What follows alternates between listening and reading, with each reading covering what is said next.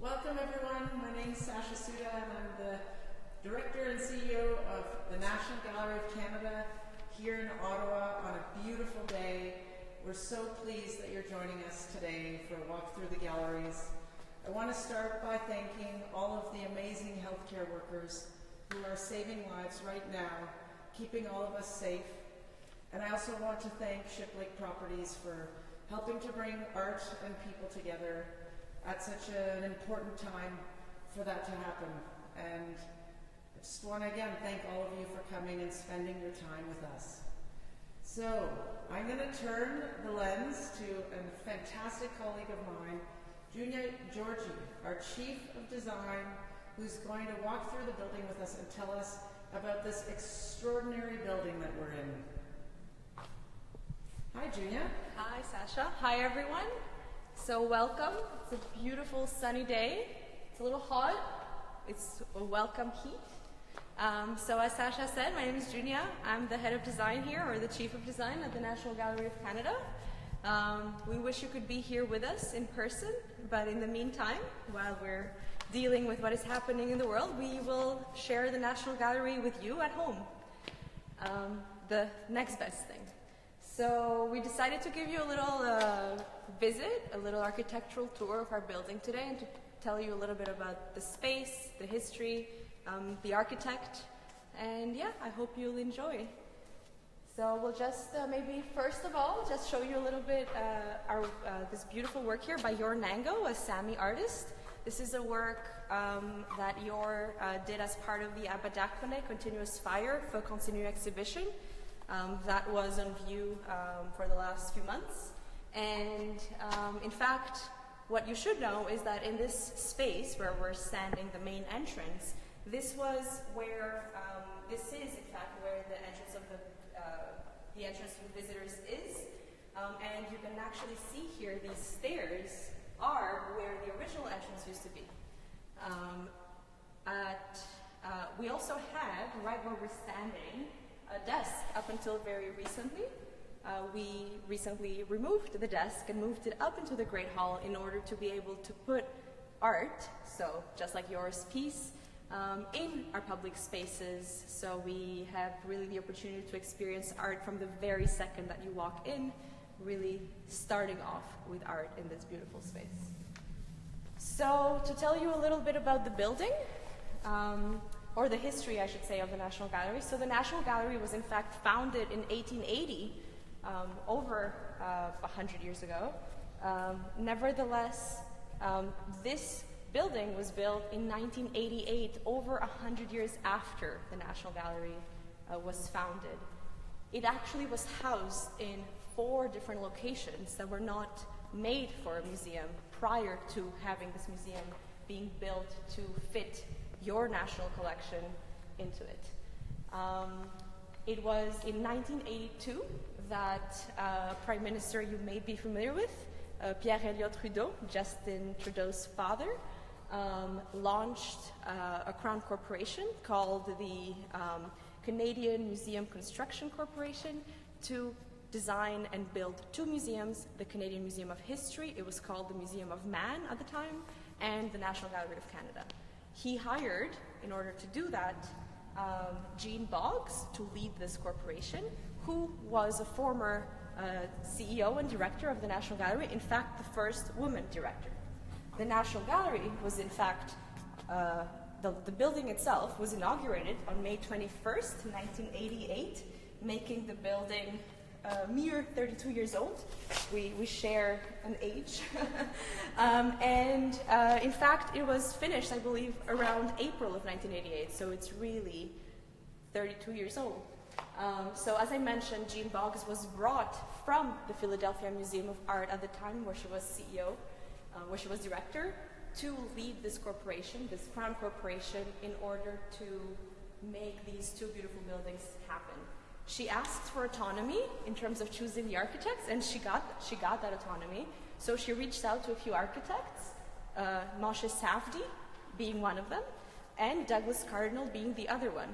But what's really interesting to note is that Moshe Safdie, in fact, never proposed a design for the National Gallery of Canada. His initial design proposal was for the Museum of History across the river. Nevertheless, Jean Boggs chose Douglas Cardinal to design the Museum of History and asked Safdie whether he wanted to design the National Gallery of Canada, which he said yes, and the rest is history. So a little bit about Moshe Safdie.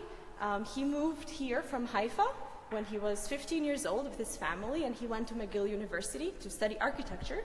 And he's probably most famous for Habitat 67, which is an emblematic building of modernist architecture that's in Montreal, and it was part of the Expo 67 endeavor.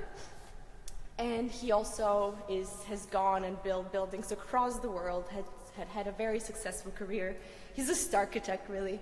And for example, the Marina Bay Towers, which you may know in Singapore, one of the wings of the Fine Arts Museum of Montreal, the Fine Arts Museum of Quebec, etc., etc. So a little bit more about the building specifically. So the main entrance, as we showed you, is really further down, and you see this long ramp that measures around 300 feet that leads you up to the Great Hall, which we will see very soon. When Safdie first came to visit the site, he realized that it was quite unique. The best view was on the west end of the site, but the best entrance was on the east end of the site, close to the market and close to Sussex Drive, the main street. So very quickly they decided to really build the main entrance pavilion at the east end, but then the grand view on the west end. The other challenge that they faced was that they realized that the best view of Parliament, which we will see in a little bit, was in fact from a more elevated point in the Great Hall area. So what that meant is that they built, before construction, they built scaffolding to test how high they would need to raise the building in order to get this view. So they realized it's about 1 story high, which is what this incline is leading us to. So it's about a 5% incline, a relatively gentle incline, and one of the longest ramps, I think, that I've personally ever seen.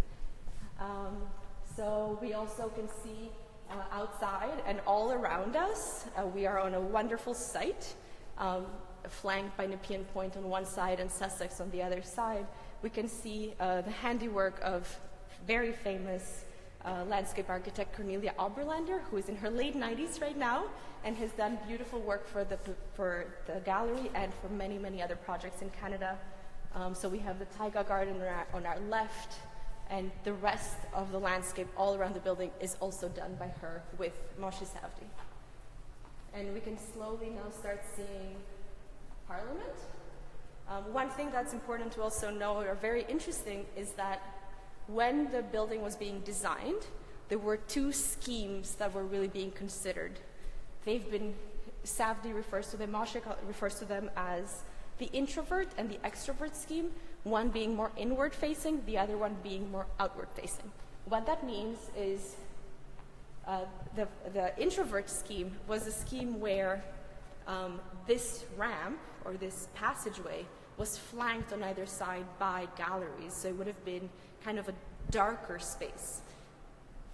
The extrovert scheme, the one that we are in, has one side full of glass. We have about 6,000 panes of glass in the building, where you really, in fact, get this beautiful light play, and as you are coming into the building, you have this processional moment of contemplation and almost cleansing that happens like a ritualistic kind of experience, where as you lead yourself up to the Great Hall, you really can look at the beautiful view outside and prepare yourself to be surrounded by art.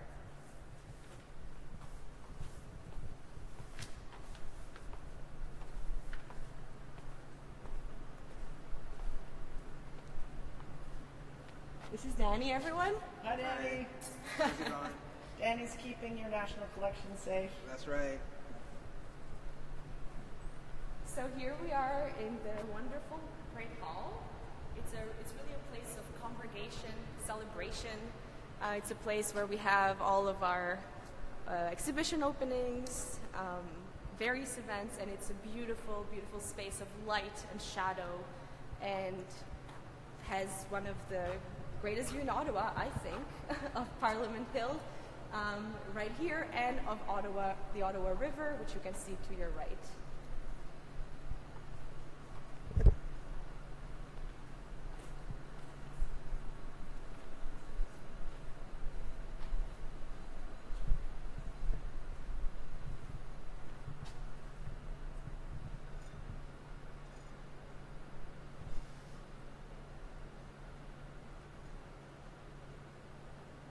also see a Major Hill Spark right across, which in fact we're currently in a project with the National Capital Commission, the NCC, and you'll see a bit more of it, but they're planning a pedestrian walkway that will connect Major Hill Spark to Nepean Point, to our grounds, to really bring visitors as they're coming and doing their daily runs, to bring the visitors towards the building and towards the back or the front of our park.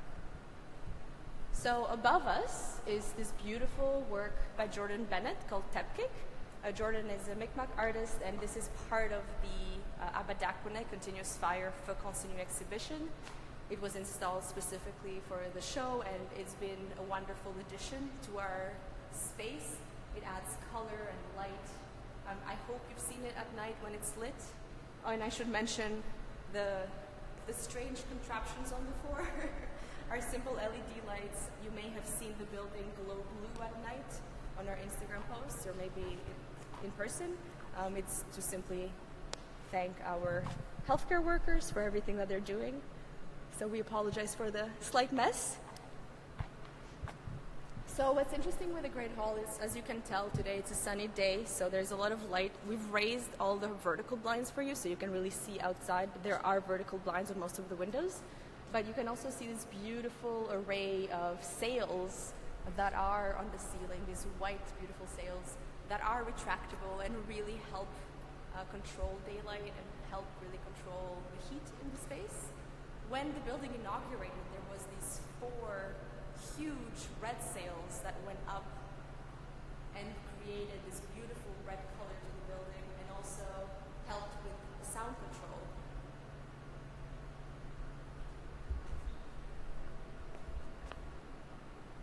So as you can, of course, see, the building is a mixture of granite and concrete and a lot of glass. And what's really unique about that is that that changes once you enter into the exhibition spaces. So the public spaces, or I guess now there's art everywhere, so in fact these are all exhibition spaces, but the public spaces really have a different look and feel. And that's what's also interesting with the exhibition spaces. When Safdie was given the program to design the gallery, there was a specific mandate in terms of what different types of collection would be shown in the different spaces. So in the Indigenous and Canadian galleries, you can in fact see that the architecture is more classical. It's really meant to show artwork that is in fact more traditional, quote unquote, versus a space like our special exhibition galleries where Abadakwane is currently shown, or was shown. It's really a space that is very flexible, with flat ceilings, and with movable or removable walls to really allow for us, for Sasha and our teams, to really change the look and feel of the spaces. What does it feel like to be in here after over a month of working from home? I came in a few days ago to grab a book about the architecture of the building, and that was very emotional, strangely emotional. First of all, I miss the building. I miss my colleagues. It's a beautiful space, and I really look forward to having people in it, though, right? Because just the 3 of us right now, it still feels a little lonely and a little sad, but at the same time, I'm really looking forward to when we reopen again. Yeah. Hi, Jordan Bennett. Hi, Jordan.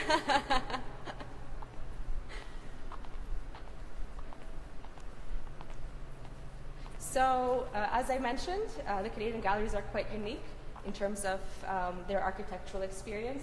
So I'm sure some of you had the opportunity to see Sasha's tour 2 weeks ago of the European galleries. You will see a similar look, but we also renovated the Canadian galleries for Canada's 150th anniversary in 2017. So we changed a few architectural elements, which we will see. Oh, and Sasha is gently reminding me to show this interesting material juxtaposition that you have here. So the chrome railing.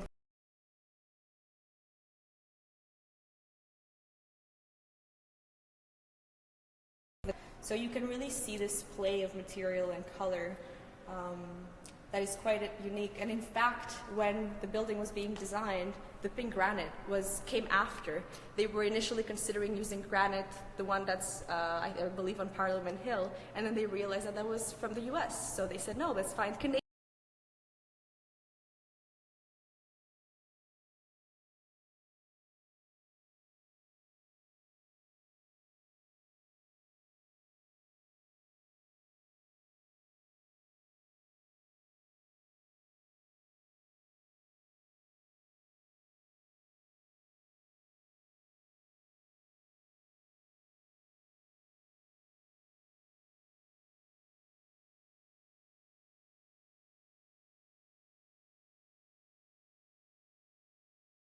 For example, prints and drawings or organic materials are are very easily damaged by light levels, by high light levels. So that's why we have some cases that are covered in paper, thanks to our wonderful conservators. So you can see here the first gallery of the Canadian and Indigenous galleries, and you can see, as I was mentioning earlier, this classical arched ceiling that really allows for the light to penetrate and bounce off of it, and by the time that it really gets to the artworks, it really has diminished and is indirect, which is extremely important. And what's really fascinating is if you look up, you will see the system. They're actually the lines are closed right now, but and we just posted actually a photo on our Instagram of what this looks like from the inside. It's an ingenious system that Safdie worked on with an architect, a lighting designer, called Paul Murads to find a way to bring light down all the way from the roof. We are below the European galleries, so that's a long way to go.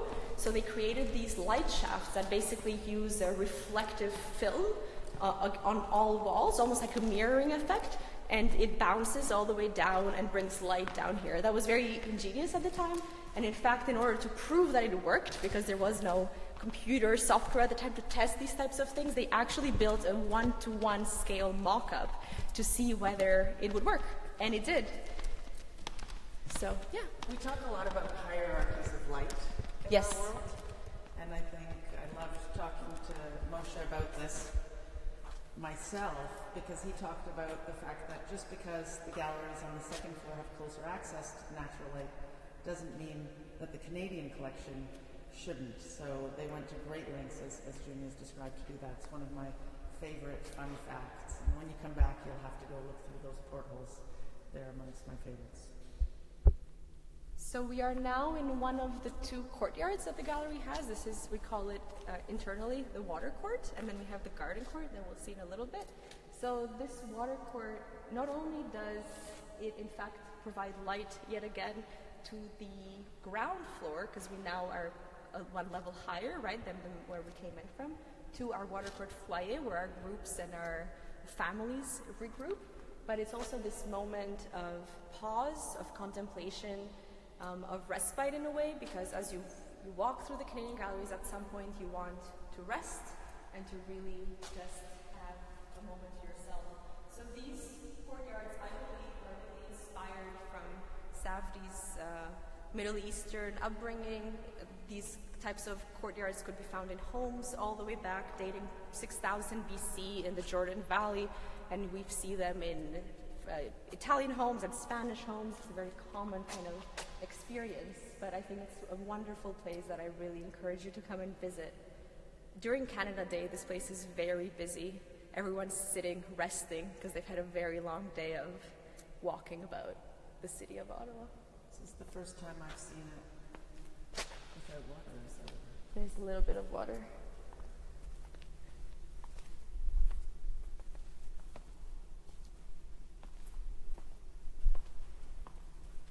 So we're just taking a shortcut through the Canadian galleries.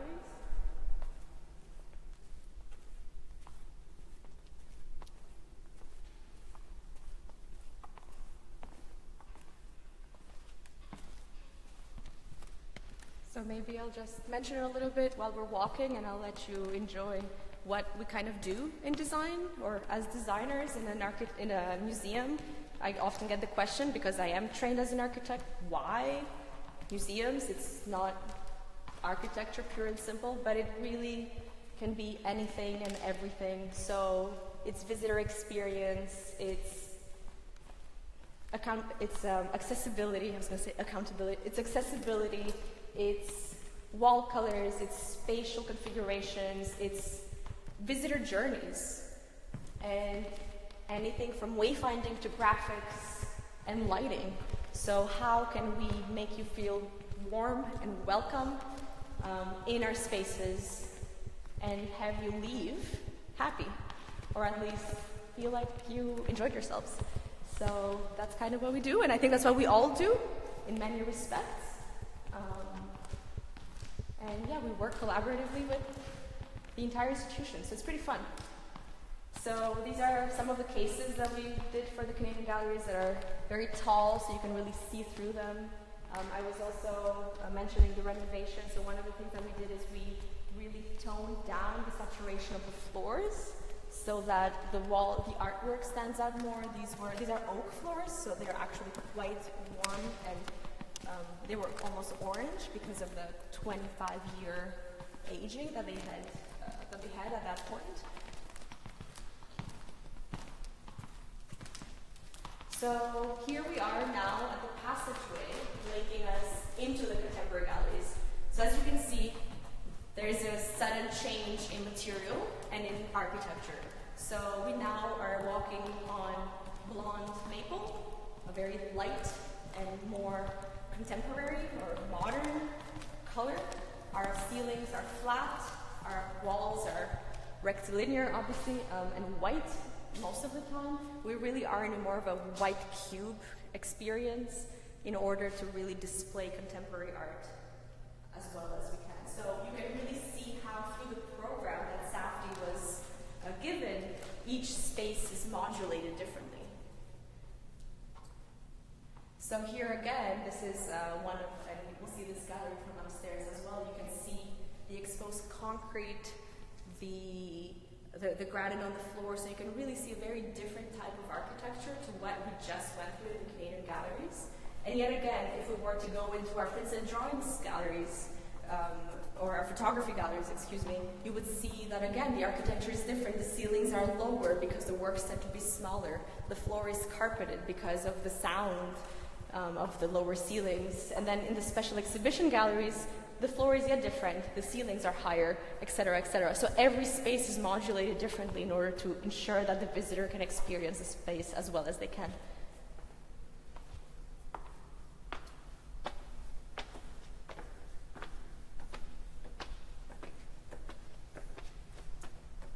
So this is a Gary Neal Kennedy work.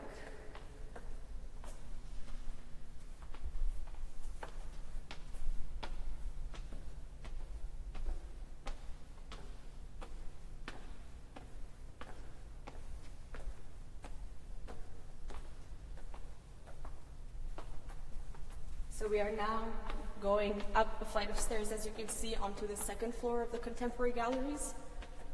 So we are now on the same level, in fact, as the European galleries that Sasha was showing you 2 weeks ago. So here we have this wonderful bay window that faces east, with these very large spaces where we often display rotating works of contemporary art.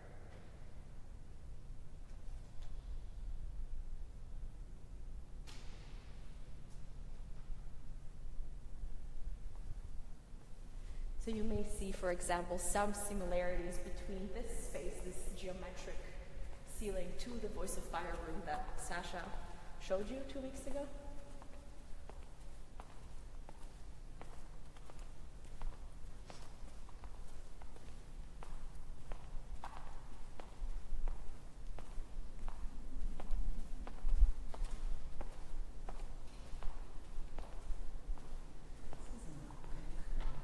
No, it's not.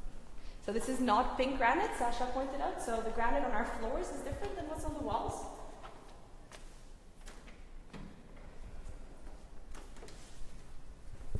Hi, Danny. Hi.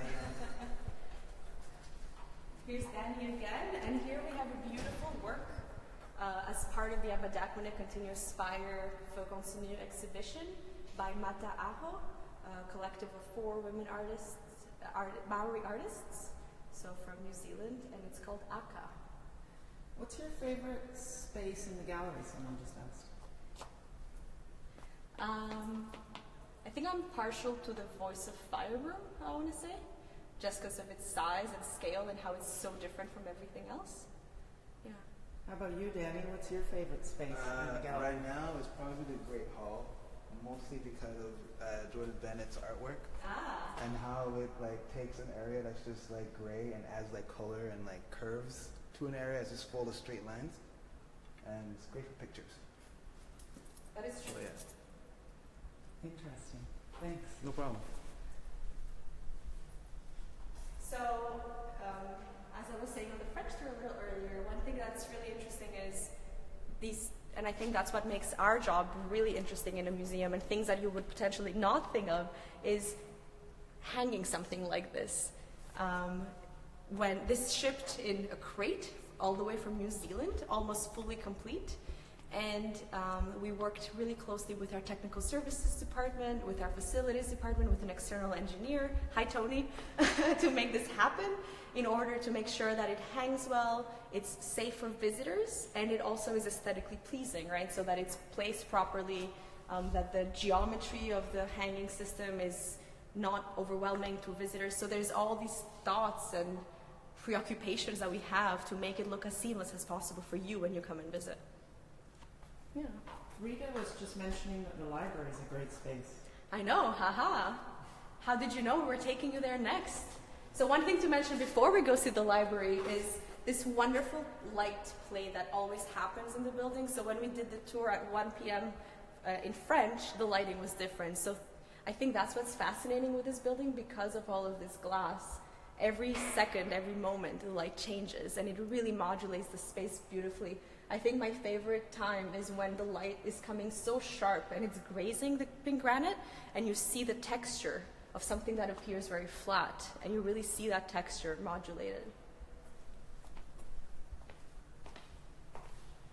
So we're going to take you into a space that visitors do not often see, and yet it's open to the public on weekdays when we are open from 1 to 5.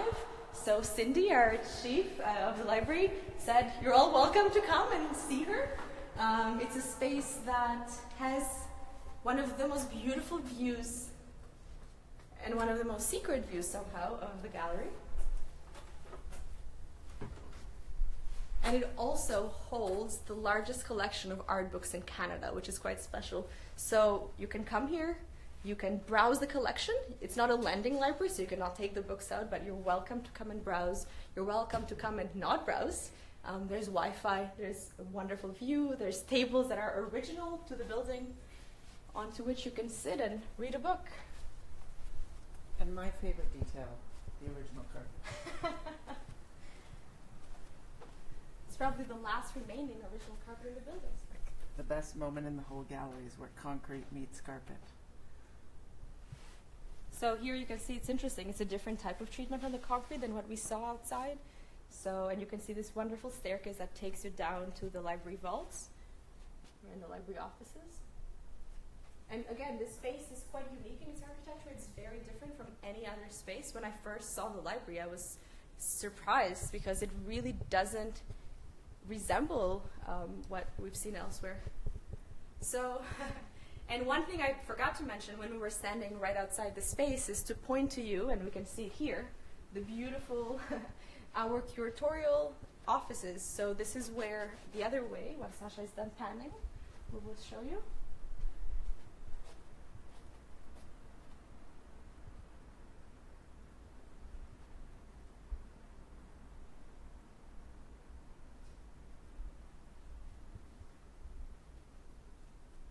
So I found out from Cindy recently that the lobby area was not original to the space. So that was added after. And the display cases that are out there were added after.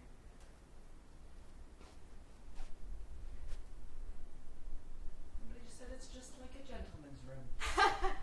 If only cigars were allowed. So you can see here what we're looking at on this side. So we're now facing north.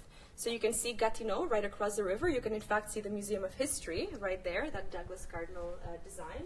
And the building that you see facing us very close by is in fact the curatorial wing. So this is where all of our offices are. And I would like to point out Sasha's window. Guess which one it is? I think architecture firms, there's only one way to really make a client happy, right? Give them a wonderful big window. So that's where Sasha's office is. And we also see the Op Art path, this wonderful path designed by Cornelia Oberlander, that really creates, again, it's this idea of procession, right? Up, all the way up from the curatorial alley, all the way up to Nepean Point, which is this wonderful lookout point, and you can see it currently being under construction. So I think I mentioned earlier that the NCC is working on renovating it. There was a winning scheme by Janet Rosenberg Landscape Architects from Toronto and by Patcow Architects from Vancouver to really revitalize it. And because a lot of this is adjacent to or on NGC property, we're really working closely together with them to really redefine what this experience will be in the next few years. The other thing to note about the curatorial wing, which is quite fascinating, is that all of the windows actually face north, which is quite wonderful and unique. It's a space that was custom built for the employees. So the conservators have these wonderful floor-to-ceiling windows that in fact allow them to do all of their restoration work with indirect northern light, which is the best light to work in. Highlights from displays in the library. You were like girls. I'll ask the librarians about that one in the back of the house. So we're taking you now to look at a secret nook of the library that I sometimes come to if I really need to focus and contemplate my work. So I'm going to raise the blinds for you. This is one of the most beautiful views of Parliament Hill, and one that visitors don't often know about.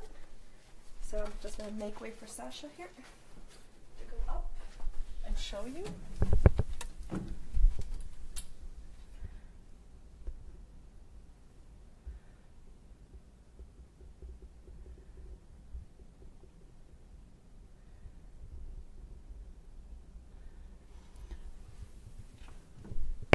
We often hear that there is a similarity between the roof or the dome of the Library of Parliament, which you were just looking at, and the Great Hall.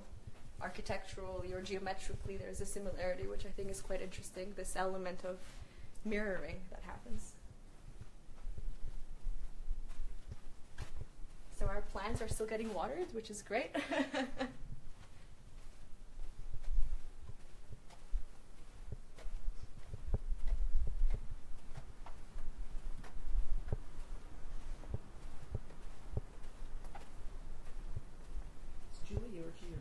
Yes.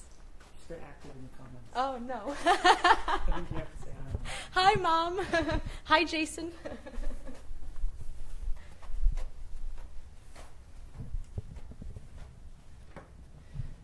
So, question, is the mirroring of the dome intentional?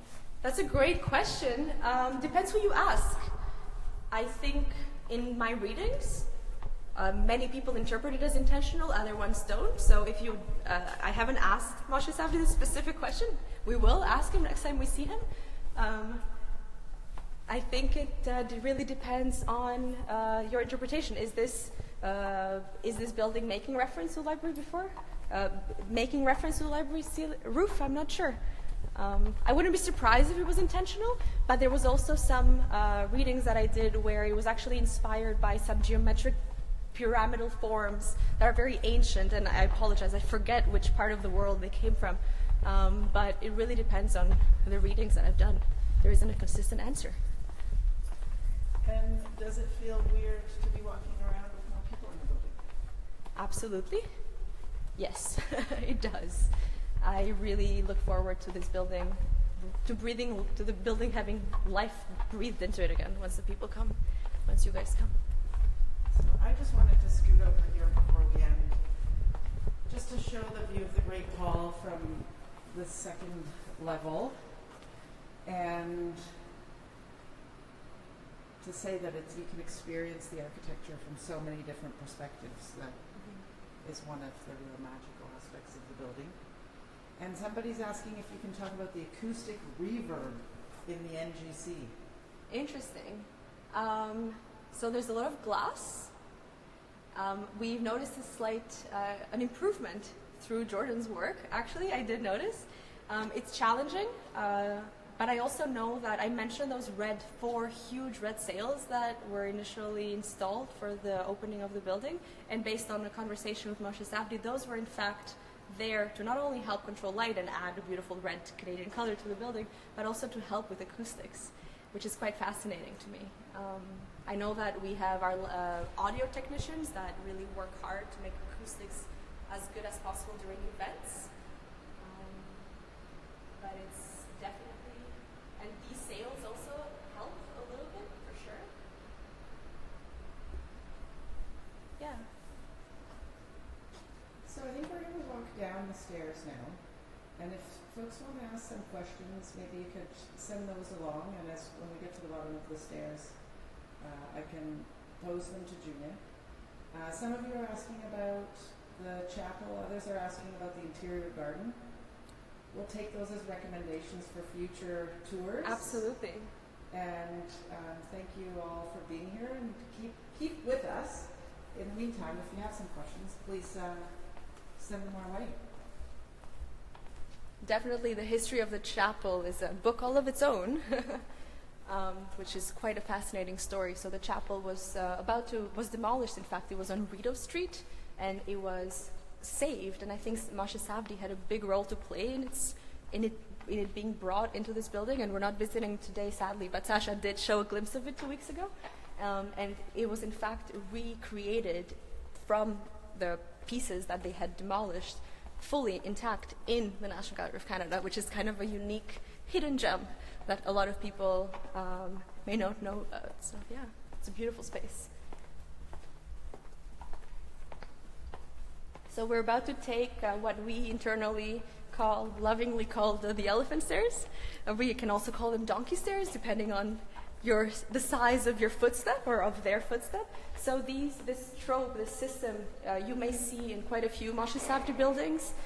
The one at the Fine Arts Museum of Montreal is quite known as well. So it's really these, again, looking at procession and pace and change of pace and change of rhythm. So it really makes you slow down, walk differently. So by doing so, really contemplating and looking around you in a different way. Not taking walking for granted, in a way. So yeah, it takes me about 3.5 steps. Sasha a little less. Just 3 to walk down these.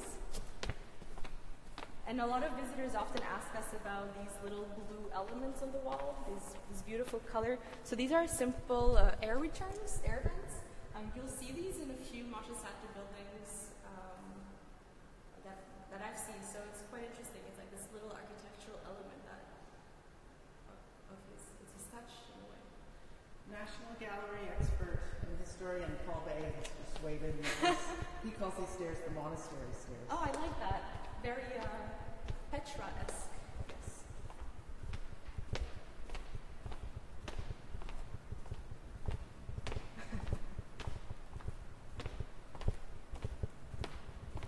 Other people are telling us to be careful on the stairs.